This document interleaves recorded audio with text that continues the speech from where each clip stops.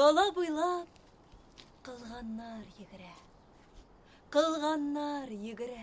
Әмирхан Еники гомренең соңгы елларында яшәгән йорт янында бүген күренекле әдипнең әсәрләре яңгырый. Һәр татарның күңеленә үтеп кергән, әйтелмәгән васыяттан үзек бу.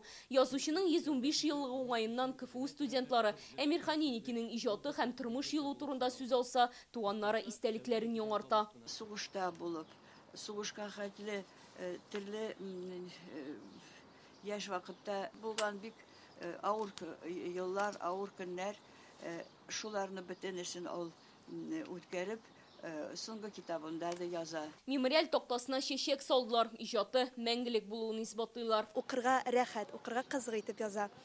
Мисал өчен, бүгенге көндә әле мин Гөләндәм таш хатирәсен кызлар белән үзебезнең дус кызлар белән ярыша шуны укыйбыз. Укыдыңмы, бу битен укыдыңмы, нәрсә булды диеп. Аның һәрбер сүзе бит түгел сайланган һәм халыкның күңеленә үтеп кереп, анда мәңге кала торган. Аның теле бер үк вакытта халыкчан да һәм шундый затлы да. Шуңа күрә дә инде яшь буынга да, өлкәнрәк кешеләргә дә ул кызыклы да. 20-нче гасырның икенче яртысындагы татар әдәбиятын Әмирхан Еники дәвре дип йөртәләр. Халыкның тормыш яшәешен төптән белгән, аны бар күңеле аша уздырып иҗат иткән язучы ул. Әсәрләре халыкка, туган телгә мәхәббәт, кешегә ихтирам тәрбияли. Алар милли һәм халыкчан, рәшә, матурлык, кем җырлады кебек әсәрләрен белмәүче юктыр мөгаен. Ул эпик сюжетның сурәтләү объектын үзгәртә. Вакыйгадан хис кичерешкә күчерә. Шулай итеп ул татар кешесенең, гап-гади кешенең күңелендә яткан иң эчке, иң нечкә хисләрен, кылларын тибрәтерлек, шулар турында язып, укучының күңеленә тирән үтеп керә.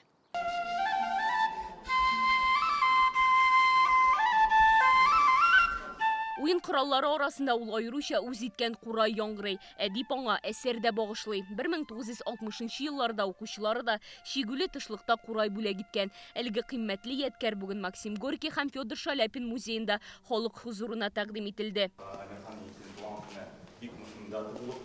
Язучының хатлары, көндәлеге, фотосурәтләре һәм кул язмалары Әмирхан Еникинең популяр әсәре исеме белән аталган күргәзмәдә музей фондларыннан сирәк экспонатлар күрсәтелгән. Әмирхан Еникинең төп үзенчәлеге аның татар теленә, туган телебезгә булган нечкә тоемлавы һәм аның бик сак карашы.